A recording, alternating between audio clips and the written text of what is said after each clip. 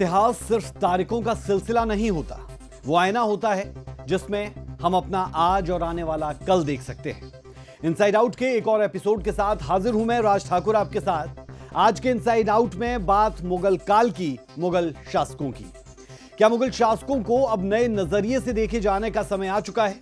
क्या अकबर महान का सच सामने लाने का वक्त आ चुका है? यह जरूरी हो चुका है? क्या इतिहास को नए सिरे से लिखने का समय आ चुका है? दरअसल ये सारे सवाल उठे हैं क्योंकि इतिहास का ये छुपा हुआ सच सामने लाने का काम एनसीईआरटी ने कर दिया है। एनसीईआरटी की नई किताब में मुगलों को लेकर तस्वीर बदल दी गई है।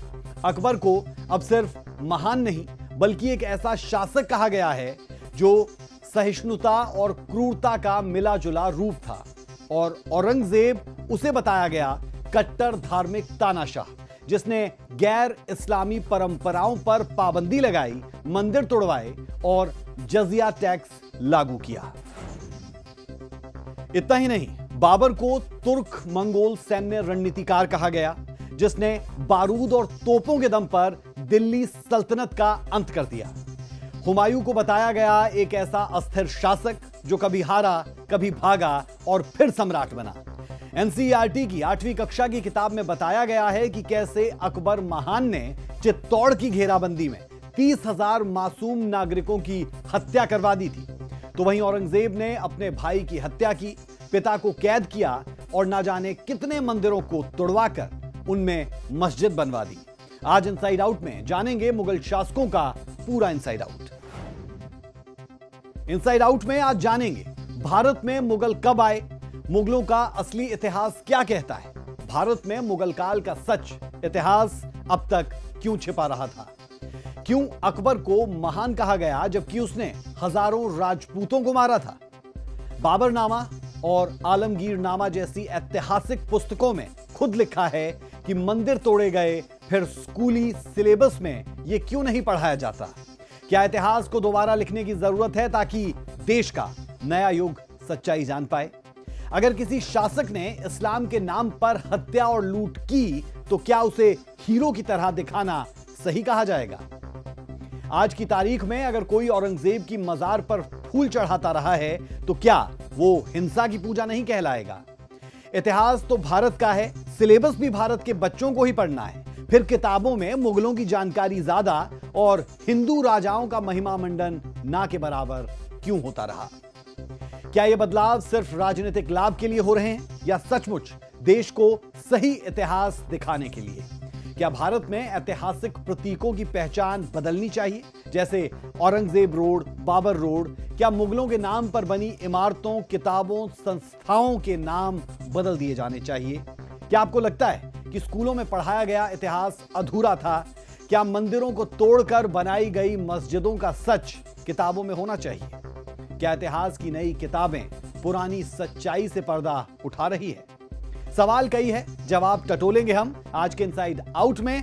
इस एपिसोड में सिर्फ इतिहास की जानकारी भर नहीं मिलेगी आपको, यह होगी एक चेतावनी ताकि जो हमारे पूर्वजों ने भुगता वो दोबारा कभी ना दोहराया जाए।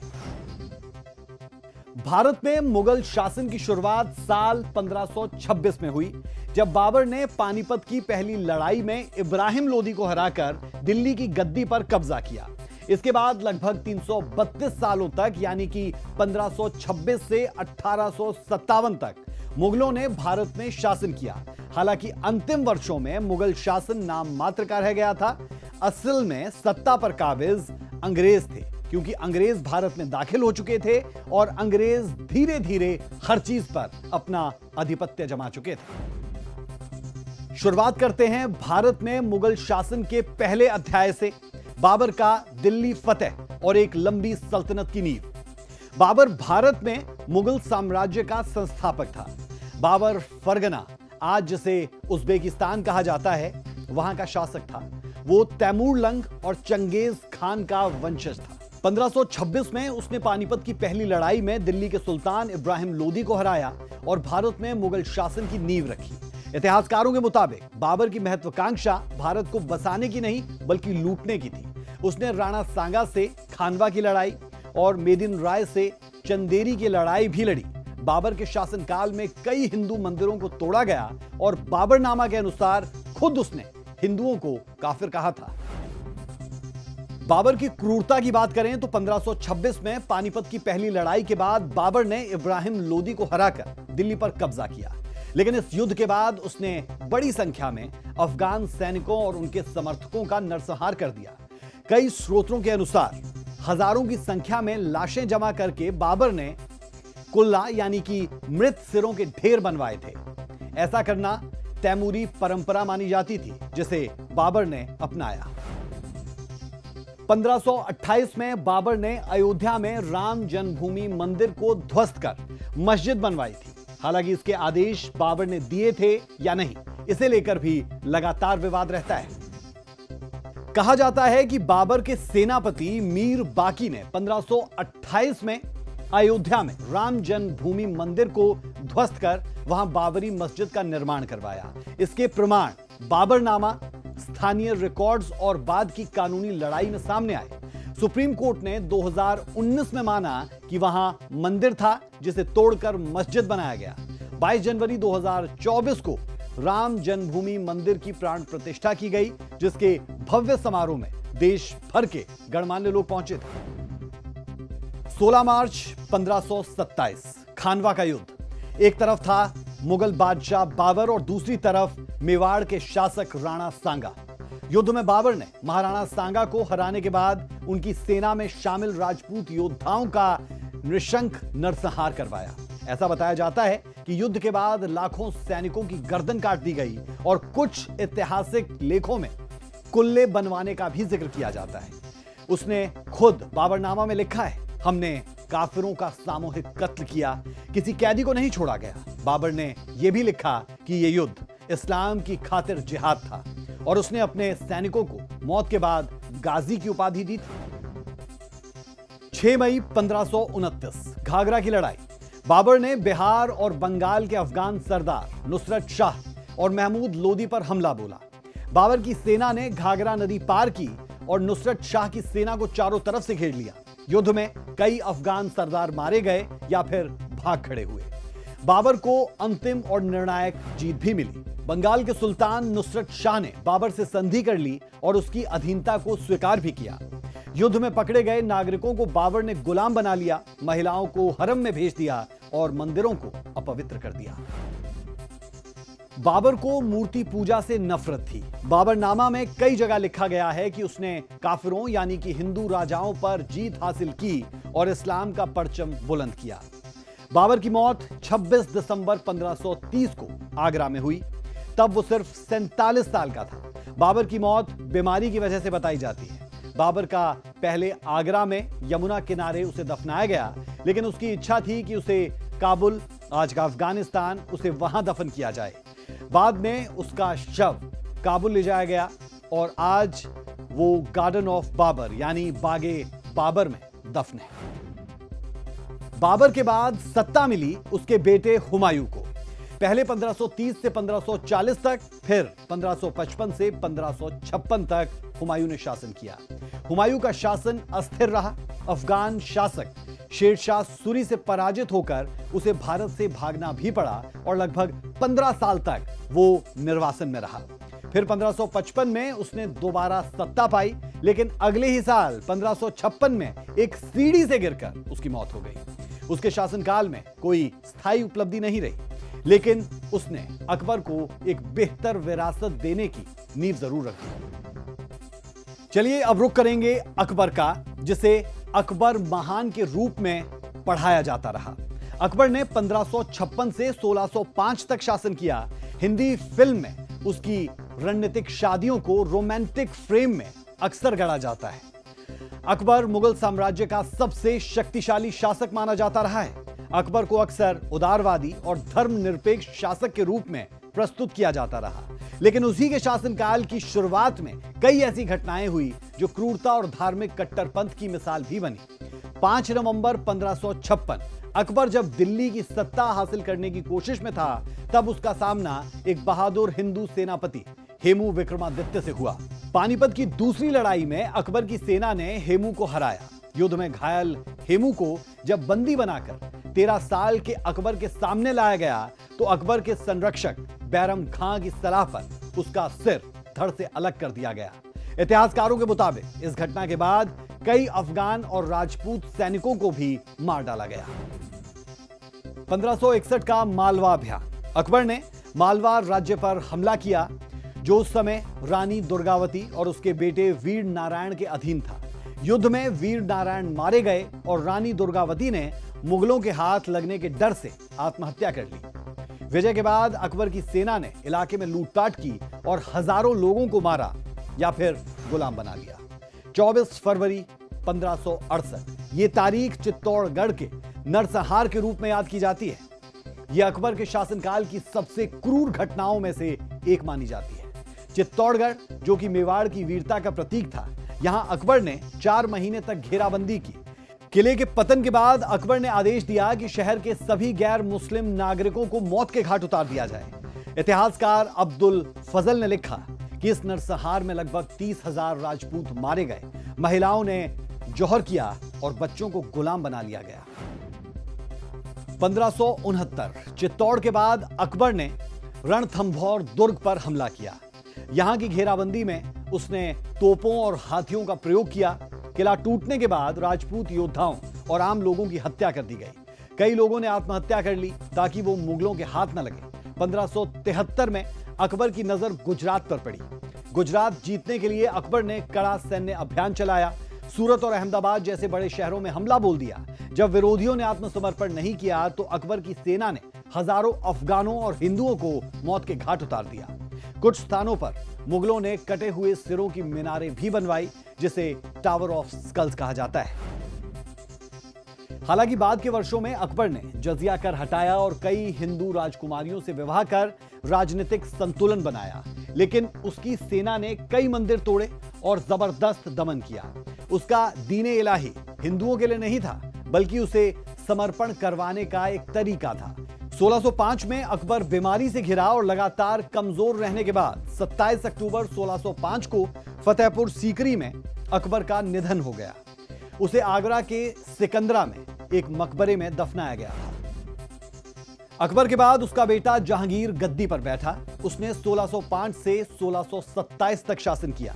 उसका शासनकाल विदेशी संपर्कों और आंतरिक षड्यंत्रों से भरा रहा। जहांगीर की पत्नी नूरजहां का प्रभाव उसके शासन में बेहद प्रभावशाली था।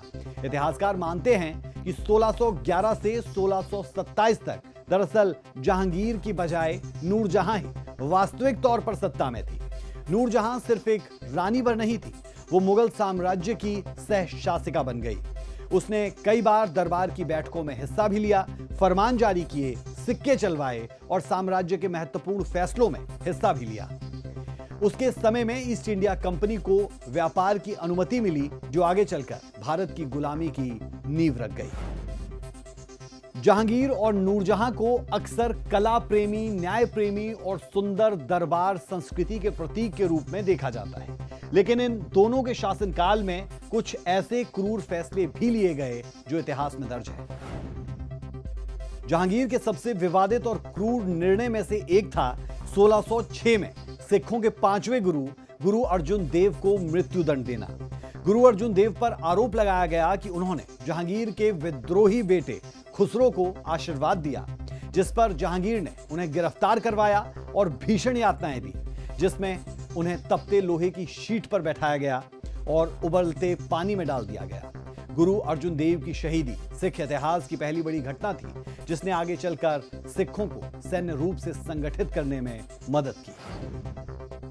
जहांगीर ने अपने शासन में कुछ राजपूत राज्यों, खासकर मेवाड़ के खिलाफ सख्त सैन्य अभियान चलाए, जिसमें गांव को जलाना, संपत्ति जब्त करना और उनके परिजनों को बंदी बनाना जैसी सख्त कार्रवाइयां की गई। जहांगीर खुद को इंसाफ का शेर कहता था।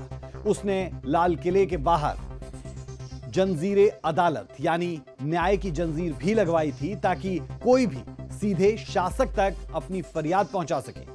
लेकिन असल में जहांगीर के कई फैसले बेहद क्रूर और कठोर थे। उसने कई बार राजद्रोह, चोरी और विद्रोह जैसे अपराधों पर सरेआम फांसी, शरीर के अंग काटना और सार्वजनिक यातना जैसे दंड भी दिए। 1627 में जहांगीर की मौत के बाद मुगल शासन शाहजहां को मिला। शाहजहां, जिसका असली नाम खुर्रम था, जहांगीर का तीसरा बेटा था, जो 5वां मुगल सम्राट बना। जहांगीर ने 1628 से 1658 तक शासन किया। शाहजहां को स्थापत्य कला का दीवाना कहा गया। उसके समय में ही ताजमहल, लाल किला और जामा मस्जिद बनाए गए। हालांकि शाहजहां उतना कट्टर नहीं था जितना उससे पहले के शासक कहे जाते हैं, लेकिन हिंदू धार्मिक स्थानों को नष्ट करने की घटनाएं उसके समय में भी जारी रही।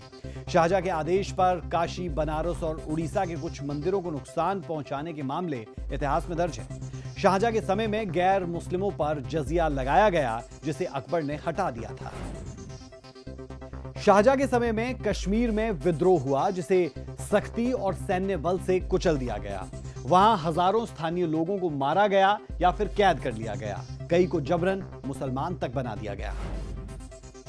शाहजहां ने ही ताजमहल बनवाया था, जो आज दुनिया के 8 अजूबों में शामिल होकर भारत की शान बढ़ा रहा है। ताजमहल को यूं तो प्रेम का प्रतीक कहा जाता है, लेकिन इसके निर्माण में हजारों कारीगरों, मजदूरों और शिल्पकारों को सालों तक जबरन काम पर रखा गया। इतिहास में दर्ज है कि निर्माण के लिए कई शिल्पकारों के हाथ कटवा दिए गए, ताकि वो दोबारा वैसा ही निर्माण कहीं ना कर पाएं। निर्माण के दौरान कई मजदूरों की भूख और थकान से मौत हो गई। ताजमहल का निर्माण शाहजहां ने अपनी पत्नी मुमताज महल की याद में बनवाया था, जिसकी मृत्यु 1631 में हुई थी। गौर करने वाली बात यह कि 1632 में ताजमहल का निर्माण शुरू हुआ। मुख्य मकबरा लगभग 1643 तक बनकर तैयार हो गया, लेकिन पूरे परिसर को तैयार होने में लगभग 22 साल लगे और यह पूरी तरह से 1653 में बनकर तैयार हुआ। यहां यह भी गौर करने वाली बात है कि मुमताज महल शाहजहां की 14वीं पत्नी थी। मुमताज की मौत 14वें बच्चे को जन्म देते समय प्रसव पीड़ा के दौरान हो गई थी। शाहजहां के शासनकाल में जनता पर भारी टैक्स लगाए गए। 1657 में जब शाहजहां बीमार पड़ा तो उसके बेटों के बीच सत्ता की लड़ाई शुरू हो गई। शाहजहां चाहता था कि उसका बड़ा बेटा दारा शिकोह अगला सम्राट बने, लेकिन औरंगजेब ने इस बात का विरोध किया। उसने युद्ध छेड़ा। आखिरकार 1658 में सम्राट शाहजहां को गद्दी से हटाया। औरंगजेब ने न सिर्फ अपने पिता को सत्ता से हटाया, बल्कि आगरा के किले में उसे नजरबंद भी करवाया, जहां शाहजहां ने अपने आखिरी 8 साल गुजारे। 1666 में वहीं उसकी मौत भी हो गई और उसे भी ताजमहल में मुमताज के बगल में ही दफनाया गया। शाहजहां के बाद औरंगजेब मुगल सम्राट बना। मुगल इतिहास का सबसे कट्टरपंथी और क्रूर शासक। 1658 से 1707 तक औरंगजेब ने करीब 50 साल तक भारत पर शासन किया और इस दौरान धार्मिक असहिष्णुता चरम पर रही। उसने दोबारा जजिया कर लगाया, जो केवल हिंदुओं से वसूला जाता था। उसने हजारों मंदिर तोड़वाए। औरंगजेब पर आरोप है कि उसने काशी विश्वनाथ को ढहाकर वहां ज्ञान व्यापी मस्जिद बना दी। मथुरा में केशव देव मंदिर को ध्वस्त कर वहां शाही ईदगाह मस्जिद बनवा दी। औरंगजेब ने सोमनाथ मंदिर को भी नुकसान पहुंचाया था। वो औरंगजेब ही था जिसने सिखों के गुरु तेग बहादुर जी को दिल्ली के चांदनी चौक में खुलेआम सिर काटकर शहीद किया था, क्योंकि उन्होंने कश्मीरी पंडितों के धर्म की रक्षा की थी।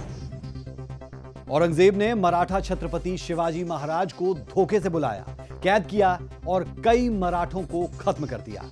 औरंगजेब की फौज ने शिवाजी के बेटे संभाजी और उनके मंत्री कवि कलश को पकड़कर 40 दिन तक उन पर यातनाओं की इंतहा की थी, जिसमें गरम सलाखों से उन्हें दागा गया था, नाखून उखाड़ दिए गए थे और उन्हें अंधा तक कर दिया गया था। औरंगजेब ने संभाजी को धर्म बदलने का ऑप्शन दिया था, लेकिन जब उनकी यातनाओं का कोई असर मराठा वीर पर नहीं हुआ तो उसने दोनों का सिर काटकर शव को बहा दिया, ताकि उनका सम्मानजनक अंतिम संस्कार भी ना हो सके। क्रूर औरंगजेब के ऐसे एक नहीं कई किस्से थे। जबरन धर्मांतरण उसके शासनकाल में सबसे ज्यादा हुआ। औरंगजेब का शासन भारत के इतिहास में धार्मिक एकता और भाईचारे के लिए सबसे बुरा समय था। 1681 से लेकर 1705 तक औरंगजेब मराठा, बीजापुर, गोलकुंडा और कर्नाटक में लगातार अभियान चलाता रहा। उसने इस युद्ध में अरबों का खजाना झोंक दिया। हजारों गांव जला दिए, लेकिन साम्राज्य को जीत की बजाय दिवालियापन करने की तरफ ले गया। औरंगजेब की इस सनक ने ही मुगलों के पतन का आगाज कर दिया था। औरंगजेब की मौत 3 मार्च 1707 को महाराष्ट्र के अहमदाबाद के पास बीड़ापर नामक जगह पर हुई। बता दें, तब वो 88 साल का था। उसकी मौत के बाद बेटों में उत्तराधिकार की लड़ाई छिड़ी और धीरे धीरे मुगल सत्ता केवल नाम की रह गई। औरंगजेब के बाद उसका बेटा बहादुर शाह गद्दी पर बैठा। उसने 1707 से 1712 तक शासन किया। वो बुजुर्ग था और एक प्रशासनिक रूप से बेहद उसे कमजोर आंका गया। सिखों, जाटों और राजपूतों ने उसके शासन में विद्रोह किया। मुगल सत्ता का असर अब धीरे धीरे दिल्ली और आगरा तक ही सिमटने लगा था। बहादुर शाह की मृत्यु के बाद उसका बेटा जहांदार शाह सत्ता में आया। 1712 से 1713 तक वो केवल 11 महीनों के लिए ही शासन कर पाया। बताया जाता है कि वो बेहद विलासी था। उसके शासनकाल में अराजकता बढ़ी और सेना का मनोबल टूटा। उसे फरजद नामक एक सिपहसालार ने मार दिया था। 1713 से 1719 तक फर्रुख सियर ने शासन किया। फर्रुख सियर मुगल साम्राज्य का 10वां शासक था, जिसने अपने चाचा जहांदार शाह को हराकर 1713 में गद्दी संभाली। उसका शासनकाल सिर्फ 6 साल चला, लेकिन यह दौर कमजोर नेतृत्व, साजिशों और बाहरी ताकतों के प्रभाव से भरा रहा। फर्रुख सियर को अक्सर इतिहास में सैयद बंधुओं की कठपुतली कहा जाता है। दरअसल इस दौर में असली सत्ता और फैसले उसके हाथ में नहीं, बल्कि सैयद बंधुओं यानी सैयद हुसैन अली खां, सूबेदार दक्खन और सैयद अब्दुल खान, वजीर आजम के पास थे। सैयद बंधु कौन थे, अब आपको यह भी बताते हैं। दरअसल ये दोनों भाई बाराह उत्तर प्रदेश से थे और शिया मुस्लिम परिवार से ताल्लुक रखते थे। इन्होंने मुगल दरबार में तेजी से उभरकर सैन्य और राजनीतिक ताकत हासिल कर ली थी। इनका नेटवर्क इतना मजबूत था कि ये खुद तय करते थे कि मुगल गद्दी पर कौन बैठेगा, कौन उतरेगा। इसीलिए इन्हें इतिहास में किंग मेकर भी कहा गया। जहांदार शाह को हराकर जब फर्रुख सियर ने गद्दी हासिल की, तो यह जीत सैयद बंधुओं के समर्थन के बिना संभव नहीं थी। इसीलिए गद्दी पर बैठने के बाद फर्रुख सियर ने उन्हें उच्च पद और पूरी प्रशासनिक ताकत दे दी, लेकिन सैयद बंधुओं ने सम्राट को एक शोपीस बना दिया और असली सत्ता खुद चलाने लगे। 1719 में सत्ता रफी उद दराजत को मिली। उसने जून 1719 तक यानी महज 3 महीने के लिए शासन किया। यह मुगल इतिहास का सबसे कम अवधि का शासक था। महज एक कठपुतली जिसे सैयद बंधुओं ने अपनी सत्ता बनाए रखने के लिए बैठाया था। उसकी बीमारी और अस्थिरता के कारण बाद में उसे हटा दिया गया। जून 1719 से सितंबर 1719 तक सत्ता शाहजहां II को मिली। यह भी एक नाम मात्र का ही शासक था, जिसका शासन भी महज 3 महीने ही चला और सैयद बंधुओं की कठपुतली ही इसे भी कहा गया। 1719 से 1748 तक मोहम्मद शाह रंगीला ने सम्राट की गद्दी संभाली। मोहम्मद शाह का शासनकाल लंबा था, लेकिन बेहद विलासी और कमजोर। उसे रंगीला इसलिए कहा गया क्योंकि वो शान और शौकत और रंगीनियों में डूबा रहा। 1739 में नादिर शाह ने दिल्ली पर हमला किया, हजारों लोगों की हत्या की और कोहिनूर हीरा और मयूर सिंहासन लूट कर ले गया। यह हमला मुगल साम्राज्य के पतन का प्रतीक बना। मोहम्मद शाह के बाद उसका बेटा अहमद शाह बहादुर सत्ता में आया। 1748 से 1754 तक वो राजा तो रहा, लेकिन वो शासन के लायक नहीं था। उसने दरबार और प्रशासन को अपेक्षित किया। उस दौरान मराठों और अफगानों ने देश के कई हिस्सों में कब्जा कर लिया। उसे उसके ही वजीर ने सत्ता से हटा दिया था। 1754 से 1759 तक आलमगीर द्वितीय के हाथ में सत्ता रही, लेकिन उसका शासनकाल भी कमजोर और अशांत ही रहा। उसका वजीर इमाद उल मुल्क असली सत्ता का मालिक बन गया। अफगानी शासक अहमद शाह अब्दाली ने इस दौरान भारत पर आक्रमण किया। आलमगीर की साजिशन हत्या कर दी गई। 1760 से 1806 तक शाह आलम द्वितीय सत्तासीन हुआ, लेकिन 1764 में बक्सर की लड़ाई में अंग्रेजों ने उसे हरा दिया और मुगलों का वास्तविक नियंत्रण खत्म हो गया। वो केवल नाम मात्र का सम्राट रह गया था और दिल्ली का भी सीधा नियंत्रण अंग्रेजों के हाथों में चला गया। उसके शासनकाल में भारत पर अंग्रेजों का अधिकार मजबूत हुआ। 1806 से 1837 तक अकबर द्वितीय ने सत्ता संभाली, लेकिन शासन सिर्फ दिल्ली के लाल किले तक ही सीमित रहा। वो अंग्रेजों की अनुमति के बिना कोई निर्णय नहीं ले सकता था। उसे अंग्रेजों ने न केवल मुगल सम्राट का खिताब दे रखा था, बल्कि असल सत्ता उसके हाथ में थी ही नहीं।